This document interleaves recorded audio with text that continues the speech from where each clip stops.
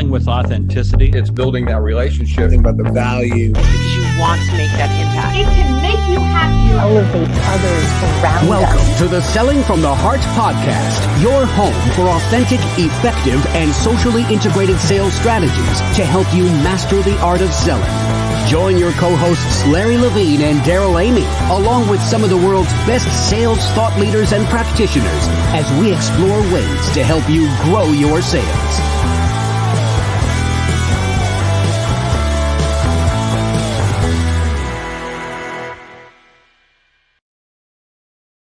Hello and welcome back to the Selling from the Heart podcast. Your co-host Daryl Amy here today with Larry Levine. What's going on, Larry? You know, we have all kinds of stuff going on. It's really good to see you, Daryl, by the way. It's great to see you as well. It is hot. It is hot is to say that it's a furnace, dude. Come on. Hey, we are getting it done. It is the middle of 2021, and I just want to welcome you back to the Selling for the Heart podcast. If you're new, you've joined a growing community of sales professionals that are dedicated to being genuine, being authentic, adding real value. We call it Selling from the Heart. And Larry, it is the middle of summer, and one of the favorite things we get to do in the summer, while it's hot, we're going to the beach, we're riding our bikes in Venice, whatever you got going on. We have gone back into the archives for some pure gold this week. Today, you are going to hear from our good friend, Dave Sanderson. Oh, what can I say about Dave? I just really love this guy, and just a pure coincidence. So I got to let everyone know I was out on business travel last week, and I was in my layovers in the Charlotte airport, and we all know that's where Dave Sanderson hangs out, is in Charlotte. So I'm walking through the airport. I have a couple-hour layover, Daryl, and I text Dave. And I said, "Hey, Dave, too bad, right? I don't have a longer layover in Charlotte. I'm in the airport for a couple hours." He goes, "Hang tight. I'm getting ready to walk into the airport at Charlotte." And sure enough, our paths crossed in the Charlotte airport. What an absolute kindred spirit. I know he's near and dear to the both of us, Daryl. Well, he is. He's a mentor and friend. And not only that, he was in the Charlotte airport because he was on his way this past weekend for his second swim in the Hudson River. You know, the first time he swam was when the U.S. Air Flight made an unplanned landing in the Hudson River. You probably watched that movie Sully and know the story. But Dave, in a true inspirational fashion, conquered his fears this past weekend and actually swam with the Navy SEALs across the Hudson River. Imagine that. What a true inspiration. And Dave, we are so proud of you. We're so proud of what you've done. And also, this gives us a great opportunity to let all of our listeners know about an incredible organization, gigo.org. Dave swam on their behalf. Selling from the Heart is proud to be a sponsor of this organization, and we'd love for you to join us, gigo.org. Let's give to help homeless vets. I mean, Dave Sanderson, what else can we say? This is going to be such a, I know it. We heard this earlier in the year. We witnessed fantastic. it. We were there. So, hey, I'm really excited about this. So without further ado, Larry, let's welcome, on the topic of authenticity wins, a recorded session from last year's Authenticity Challenge, none other than our good friend, Dave Sanderson.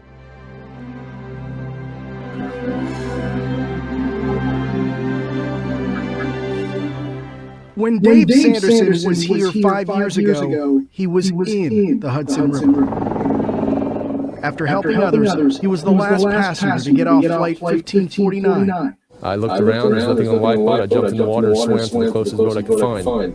Sanderson was seated in this row, seat 15A. When you think you're going to die, and all the things start flashing through your minds, and your family, Little League Baseball, everything was sort of moving. And then you put your head down, and it's like, okay, this is it. But then all of a sudden you hit, and you go back, and all of a sudden you see light come through the window. It's like, yeah, I got a shot. So they had 3 people waiting for me, specifically at the dock. They had 2 EMTs and the guy from the American Red Cross. Red Cross blankets warmed and comforted Sanderson and the other passengers. That blanket's sort of my symbol for me. That day, It was about the team. It was about the first responders. It was a whole team effort, not with just the passengers and crew. It was about 60 seconds after we took off. That's when I heard the explosion. In his spare time, he's helped raise over $7 million for the Red Cross. I'm so grateful to have another chance. I have another chance to be able to do not only what I want to do, but be with my family and impact somebody's life. I think that's my mission. Every day is a miracle if you choose to see it that way. I'm really proud of a dear friend of mine by the name of Dave Sanderson. Every one of us got a hero inside. Every one of us has a capacity to find our strength. It's nice to see a miracle on the Hudson and know that part of that miracle is a dear friend, even when he can barely function, made sure other people's lives were being saved and supported.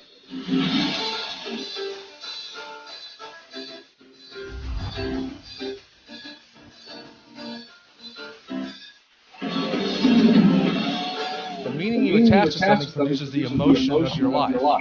Meaning informs your emotional state. You can build a ladder of positive and empowering meanings and effectively change the direction of your life. You can choose to grow. Your relationships, careers, all this will expand in your life, and all of a sudden you start living the purpose of your life.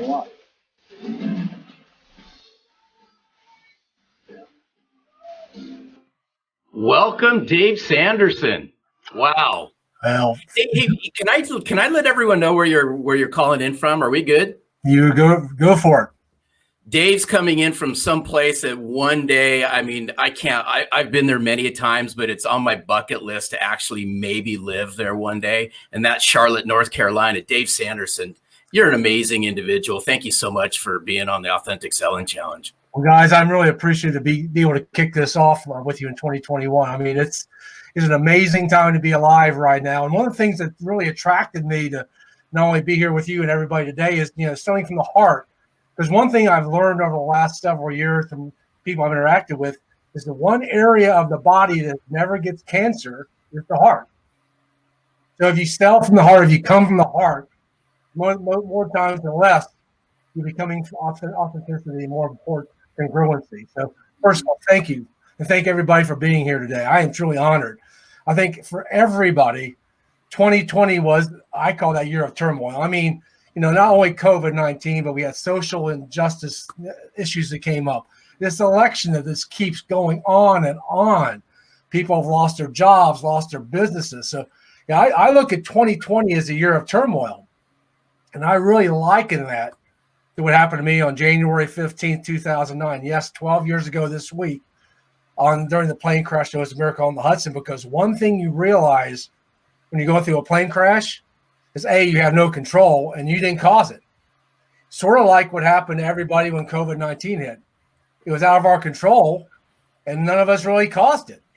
So I saw so many people that went through challenges this last year, and really sort of motivated me and to really not only help them, but share with them some of the things about how to not only improve what they're doing, but really help them grow. Because one of the things that people are challenged with right now is they don't know how to grow. They've been told and they've been restricted and they don't know how to do things. And us as salespeople, I mean, I've had 35 years in sales. One of our missions is to help people grow. So the next about 15 minutes or so, I'm going to share with you a couple strategies and little stories that I've used over the last 35 years that helped me grow, but through that authenticity, but more importantly, congruency. I think that's probably one of the things that I really focus on the most is being congruent. And as Daryl said, I was to give you a little bit about my backstory, because where I got, it wasn't where I started. Back in 1983, I graduated from college. I don't know if you remember 1983, but it wasn't a real positive year for the business. We were in a recession, just trying to come out of recession. I couldn't find a job. So my dad helped me find a job, because he told me I had to be out of the house in 30 days, and I wasn't out of the house in 30 days. So my first job was actually in restaurant management, hotel restaurant management, for a place called Howard Johnson. And my third stop was here in Charlotte. And I, as being the low man on the totem pole, I was making $13,000 a year. I was second and third shift guy. But fortunately for me, that turned out to be something of a great, not only benefit, but really helped me start on my pathway. Because working second shift, there was a gentleman and wife would come in the restaurant every night. His name was Bill, and his wife's name was Bonnie. They come in every night for ice cream and coffee, and we talk. And one thing I found out about Bill on December 23rd, 1984, was that he owned a string of movie theaters and restaurants in North and South Carolina, over 80. He was a multimillionaire. And that day, he asked me if he could mentor me. And candidly, I didn't know what a mentor was in 1984, but of course I said yes. So for the next 14 years, he mentored me and shared with me these stories and how he grew his business starting in 1929 during a recession, depression, through a world war, through all the tragedies that were going on in the world at that point, to become a multimillionaire and become a very successful person. So for 14 years, he was teaching me these lessons and stories. So in 1997, at that time, I was also the assistant head of security for a guy by the name of Tony Robbins, who you just saw in the video. Bill called me to his office and asked me to come in. And he said, I went to his office here in Charlotte. He said, I got two things. Number one, I want to let you know I've got lung cancer. Now, Bill smoked 2 packs a day, so that really didn't surprise me much. But he went over to his desk, pulled out from his desk these crumpled notes, and sat down next to me and said, listen, I want to give this to you. I said, what is it? He goes, this is what I've been teaching for the last 14 years. These are the handwritten notes I took in 1929 from my mentor about the business of success, these success strategies. And he gave these to me, but he also said, don't let it die with you. And that was something that, he passed away in September of 1997, but I kept these notes. But what did I do? I was in sales. I was a very successful salesperson at that point. So I thought I knew everything. So I put them away in a journal, didn't look at it for 20 years until I started writing my second book, Moments Matter. I found these notes. I'm like, what an idiot I am. I've had gold in my hands for over 20 years. I didn't do anything with them. So now I want to share with you some of these things that I learned, not over there at that time, but my time with Tony Robbins, because one of the things that, Tony brought out of me is really coming from the heart, because one of the things that happened, give you a little perspective. After the miracle on the Hudson, I was in the hospital. The only person that called me that night was Tony Robbins. My company didn't call me, but he did. And he asked me after that call, he said, when you get to Los Angeles, give me a call. I want to share some things with you, because your life's going to radically change over the next several months and years. So when I talked to him, when I went to Los Angeles, we spent 3 hours. I got a doctorate on the mindset of Tony Robbins on how to become successful and doing what I needed to do and selling, and not only selling, but also going out and speaking. But he said, always remember, speak from your heart. He goes, never take notes with you on stage. Just come from your heart and you will always be successful. So I'm really attracted to this model of everything coming from the heart. And one of the things he taught me that day, and I was doing unintentionally in my sales for many years, and unintentionally that day to survive a plane crash, but I moved from unintentional to intentional, was what he calls the 6 primary needs.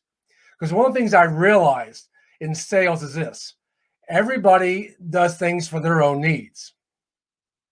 And when I was successful in sales, and when I am successful in sales and selling, it's when I focus on other people's needs. And as you may know, there's 6 primary needs everybody has. The first one is the need to be certain, have certainty in your life, control.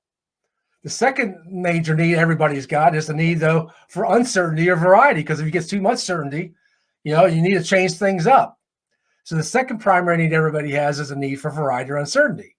But the third primary need is most people go to or always have is to be important or significant. Be the guy out there. I want to be the number one sales guy. I want the number one sales gal. I want to be that person. I want people to see me. And the fourth primary need is the need for connection and love. But the challenge with that is this: if you're always got to be the one out there in front leading, always the one be successful, how do you connect with people like that? It's very hard. But the fifth and sixth primary needs are the needs of areas of spiritual needs, such as the need for contribution and the need for growth. So I took this model of the 6 primary needs into every sales situation that I had. And I always tried to find out who I was dealing with that day, what was their primary need that they were trying to get out of this situation.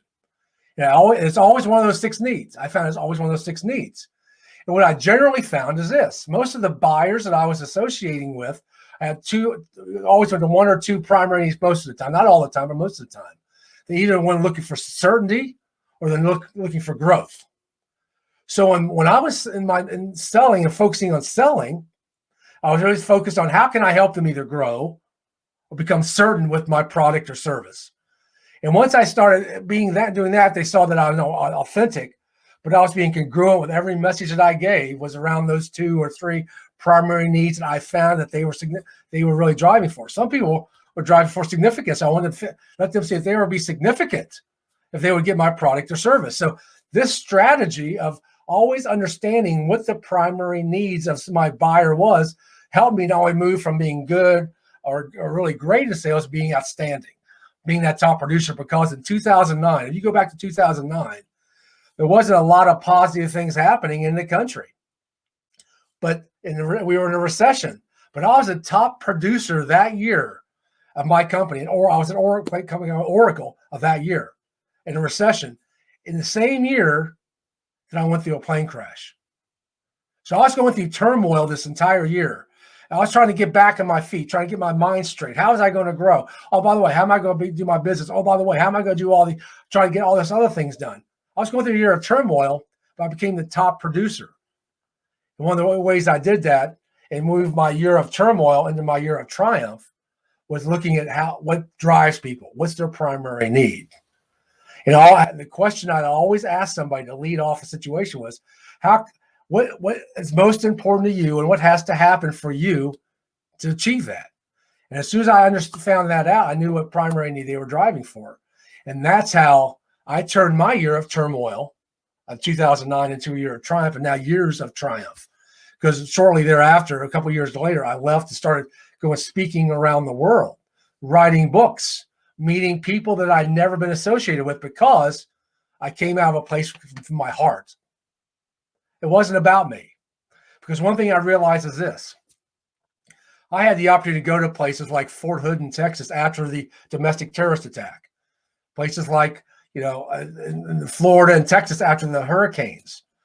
Out west in after the wildfires in California. I went up to New York after the big flood up there. And what I found is this. Everybody who goes through those situations goes through a turmoil or they're facing challenges. They go either in a depressed state or go into even worse, a PTSD. But people always kept asking me, you didn't. And the most often asked question I get right now, Larry and Daryl, is this. How did you get back on a plane after you survived a plane crash? Because some people didn't. Some people from that plane crash never got back on a plane. Some people who go through these challenges that we're all going through right this last year never get back on a plane. So my mission is this. Show people through what I've done and some of the strategies that I've been able to do is be able to get back on their personal plane. See, I get the calls now when people have their personal plane going down or their buildings are plummeting around them.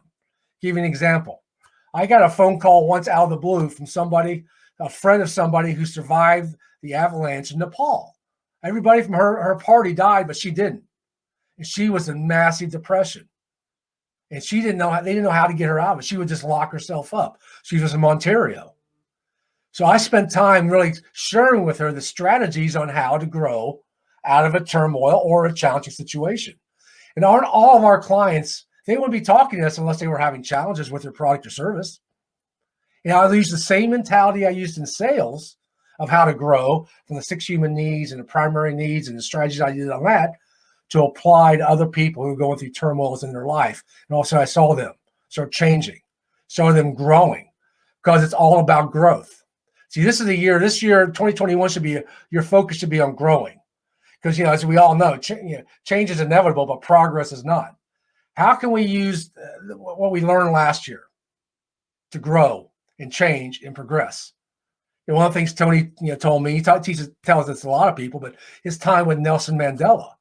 And Nelson Mandela was locked up for 27 years.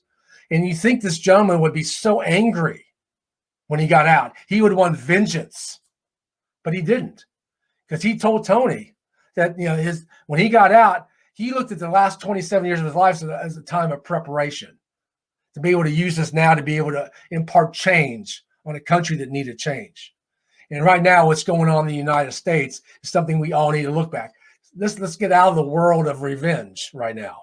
Let's look back at how we can help use what we used this last year as preparation to be able to impact people's lives positively. And it all starts from the heart. It starts by being authentic and congruent. Because one of the things I've noticed in people is you can be authentic, but if you're not congruent every day with what you do and what you say, people will quickly figure out that you're not really that authentic. So I think you really got to marry up authenticity with congruency. And when you do that, is that all of a sudden you see massive change, massive growth. And I think that's what the primary, I'm looking at in 2021 in helping people, whether they're in sales or business or having personal challenges. How can I help them marry up what their life situation is currently and what their worldview is or model of the world is to make that in sync by being authentic and being congruent. And once you put that together and they come together, all of a sudden your life starts opening up. Because we started off, Larry, like we talked about, right? One of the things I learned is there's no cancer in the heart. There's cancer, you might have brain cancer or colon cancer or other kind of cancers, but you never ever hear about cancer in the heart. So if you start coming from the heart first with everything that you do, people will see that authenticity, will see that congruency. And not only will you build rapport, but you'll build raving fans and someone who at 2:00 in the morning will pick up the phone and give you the call.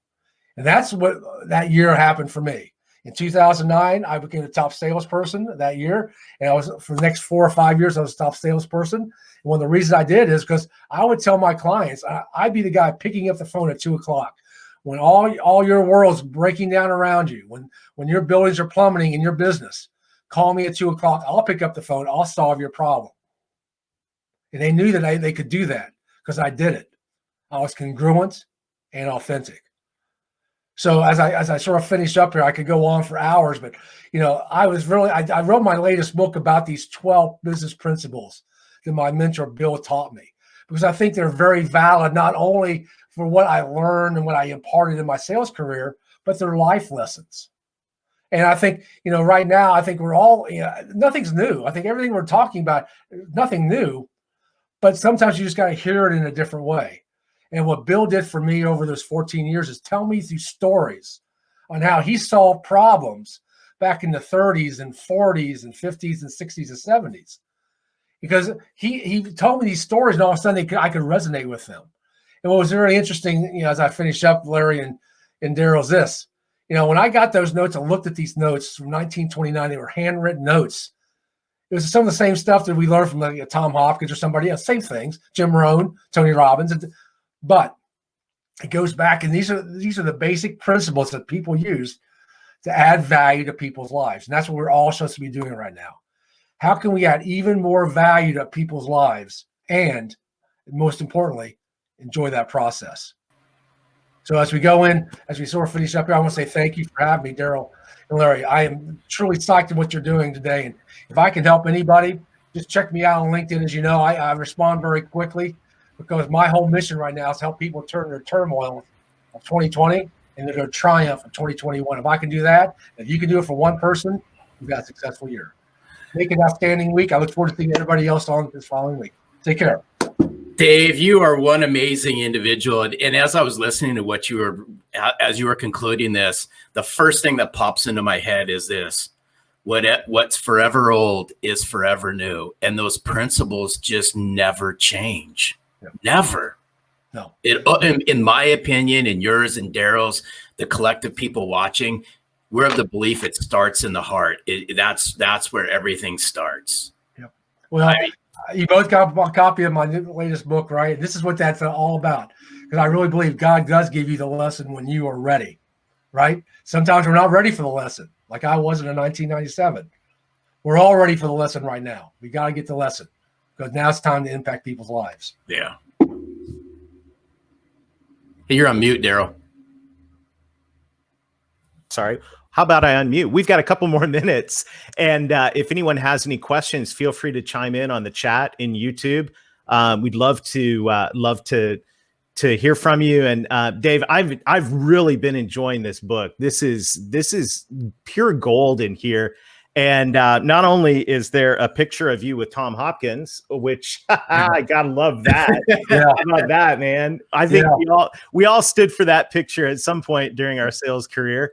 But the reality inside here is I love the points that you make about constant, never-ending improvement. That you say, if you want to, inspiration is fine, but inspiration must lead to discipline. And I think that, when we look at authenticity and we look at this week, yes, an authentic heart, yes, the mindset, but also the discipline behind it, because good intentions without authentic discipline, action, they're just good intentions. And that's where the congruency comes in, right? People are looking for, you can do it once or twice, but are you congruent with that message, congruent with your actions? Because as we know, actions speak louder than words. I mean, it's, words impart feelings, but your actions was where you really show up, when you really have to step up at that 2:00 in the morning phone call and produce for somebody. So yeah. Hey, Daryl, I think Tia's got a question. I see it right here. Tia, good to hear from you. Tia's asking about your client question. What's most important to you? Do you ask about personal and professional needs and goals, or do you just keep it professional? No, I go professional and more importantly personal. And like I share, LinkedIn's a great tool to be able to find out their background, so you can ask that question and have a little bit more background. Larry, you're so spot on. I'll share, if I have another about 30 seconds, I'll share a little bit of story, because this is what changed for me. Because people say, what changed most for you after the plane crash? I get it a lot. And I'll share this. I was in the green room of Good Morning America about a month and a half after the plane crash. We were doing a reunion thing with Good Morning America. I was in the green room, and there was a gentleman who was on the plane who was very upset, and I would say maybe even went to a rage. And I'm sitting here thinking, man, what's wrong with this guy? He survived the plane crash. We're on national TV, and he's mad. But then what I found out about him is he was going through a divorce and lost his job. And that was the thing that changed everything for me, because all of a sudden I started realizing, how many times have I judged somebody before I knew their backstory? And if I could change that one thing in my life, become less judgmental, base people on their content, not their character, not their content, all of a sudden things changed for me. And that's all of a sudden I spoke at the Supreme Court with Justice Kennedy sponsoring me. So that one thing I would say, Larry, you started off as correct. You got to understand people's backstory. Yeah. You have to. And don't be judgmental. And right now, as we're seeing play out in front of us, everybody's judgmental right now. Yeah, it's so true, Daryl. We might have time for a couple more, but I'm just scanning through this real quick. Ray Campbell says, Dave, can you explain more what you mean by being more congruent? Yeah. So like I mentioned, you be authentic, and people see that. But being congruent means, when I say today is the same thing you're going to see tomorrow. Let's go see the next day. And, this is my model of the world. This is my worldview, and I don't vary off my worldview. So when my client I was talking about in 2009, one of the things they really told me, they really appreciated about our relationship was that, whatever I said, I was going to back up. Now, candidly, guys, my company, sometimes I got in trouble with my company for that. Sometimes my company didn't like some of the things that I was doing, because I was being my client's advocate, because whatever I said, I had to produce, and I had to be congruent with everything that I said. And people notice that. People notice congruency and authenticity. Yeah, I think that is so strong. And it's one of the biggest takeaways of all of this, and really of this whole event over the next 10 days, is if we can have authentic intentions and we can have a good heart, but that's got to translate through to action. I love it. And I think there's also the congruency, going back to Tia's question, between our private lives and our perfect lives, our professional lives, my perfect professional life. Seriously though, I mean, maybe that's a great way to say it, because I think sometimes, I was taught in sales that I had to put on this persona and, firewall, leave the personal stuff at home. But I've learned from Larry that it's exactly the opposite. That's what I need to be doing. Yeah, and here's what's interesting about it, and let's just unpack this just really quick, because you just really keyed in on something, Daryl. And Dave, I'd love to hear your take on this. Is we've always heard in sales, hey, Dave, sorry, right? don't take this personal. It's only business, right? Well, guess what? If there's anything that we learned over the past year, I'm here to tell everybody business is personal. Mm-hmm. It is 100% personal. It is. It's a relationship that you build with somebody, and that's the thing about, because we go back to the 6 primary needs. They're the same whether they're business or personal, right? And like I shared, most buyers that I found are either going for certainty or for growth, but most salespeople are significance or importance driven. That's a good list. So how do you marry that up? That means you've got to change your model of the world to focus on how you can give them certainty with your product or service, or how can you grow with my product and service compared to somebody else? Check your significance at the door, right? Like I tell people, when on that plane that day, one thing that I learned that day on the plane as a leader, sometimes, when I'm a leader, I make the call, I live with the call, but sometimes other people do things better than I do. And sometimes you got to check your ego at the door, right? You got to check your significance at the door and say, you know what? I have to be more focused on giving them certainty right now than my certainty. So good. Yeah. And it's why, during this 10 days, I just can't wait to unpack all of this, but especially when it comes to authenticity, one of my favorite sayings is authenticity is a lifestyle and it's not a light switch. And you have to walk, talk, live, and breathe this. Now, granted, I'm a big believer. Everybody's authentic, Dave and Daryl, and everybody out there is authentic. It's the choices that we make. But here's my challenge, and this is what concerns me: is you just can't wake up. Right, today's January 11th. You can't just wake up today and say, "Hey, guess what? I think I'm going to try authenticity today and see if it works." Right. Yeah. One thing, Larry, you learn when you go in a plane crash is everything goes down to your primary need, right? Wow. It comes down when push comes to shove. Life versus death is that primary need that is got to be met, right? And so it's what's really amazing is you see on a plane, 150 people, there's 150 different needs that had to be met. But one thing what happened was when everybody started realizing the magnitude of what was really going on, life and death, people all of a sudden focused on the mission. And I'll leave you with this story. I had the opportunity, as I think you both know, that I had the opportunity to escort General Norman Schwarzkopf, back in early 2000s. And I had the opportunity to be with him for an entire day. I don't know if you've ever been with a 4-star general. It's pretty intimidating. But I asked him, how did you win the war in Iraq? And he looked at me and said, do you really want to know or you're just asking? Well, it's like, he's a 4-star general. I sort of took you back for a second. I said, so I just want to know. He goes, he told me his standard answer. And I said, sir, but I ask you a second question. He goes, no one ever asked a general a second question. He said, but go ahead. I said, how'd you really win it? And he looked at me and said, no one's ever asked me that question. I'm going to tell you how I won it. He said, every day I go into theater, people would come to me with their problems. Women couldn't drive tanks to Saudi Arabia. Women had to cover their faces. They had to pray 5 times a day. And I had to keep reminding my troops this. How does this contribute to kicking Saddam out of Kuwait? That was the mission. It wasn't going to Baghdad. It wasn't kicking Saddam out of Kuwait was the mission. While everybody else was bringing them stuff that doesn't matter, he had to get people refocused on the mission. And that's what happened that day on the plane. And that's what I do with my clients, Larry and Daryl. Let's go back to the mission. What are we here for? Right? And how can I help you with this mission right here? It's all of a sudden, what you just said, Larry, is very valid. It usually goes back to something personal. I want to be promoted, or I don't want to keep my job, or I've got to grow this business 10%. How am I going to do it? What's the mission?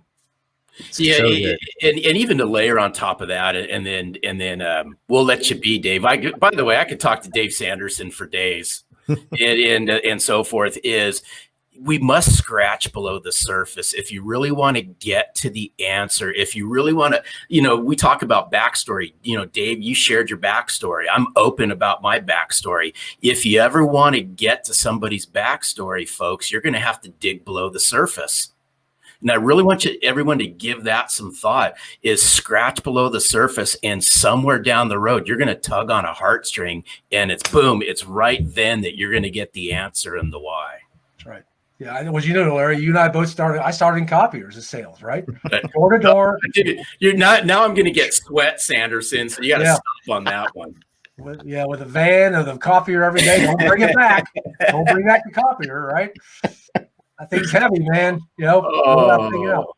But thank you guys. I can't wait to see what everybody else is, how they're going to bring it to the table, because I know everybody's going to bring it for you this week. So may I say, may God bless you. May God bless everybody out there right now, and go out and create your own flight plan for your future. Thank you very much for having me. Thank you for joining us today for the 2021 Authentic Selling Challenge.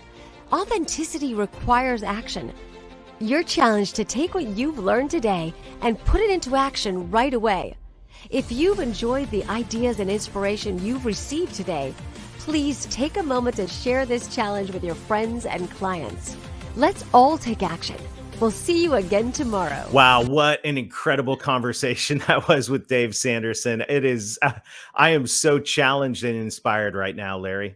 I mean, I've always said time and time again, authenticity is a lifestyle. It's not a light switch. And Dave Sanderson is the epitome of authenticity, right to the core, Daryl.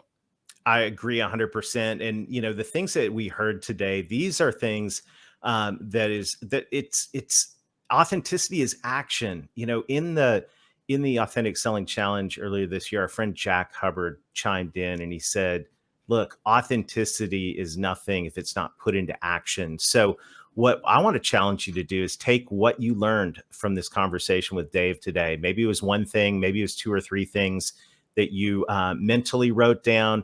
I want you to commit them to paper and say, I'm going to put this into action right now, because authenticity is not just a sentiment. It's not just a good idea. It's a lifestyle, which means it's something that we need to put into action. Yeah, and I would encourage you, share it on social, share it with Daryl and myself. And so we can support you. I mean, authenticity, Daryl, oftentimes we talk about what's life look like in a post-trust sales world. Well, we're a firm believer authenticity bridges that gap. Absolutely. And that is going to bridge well into an exciting event we'll be announcing in a couple of weeks. So stay tuned. There is another challenge on the horizon. We'll be announcing it later in August. But once again, we want to give a huge shout out to our friends at BombBomb. Thank you so much for being friends of Selling from the Heart. Give it a try, bombbomb.com/heart. Try it for free for 14 days. And until next week, keep being genuine, keep being authentic, keep adding real value, be authentic, and most of all, sell from the heart.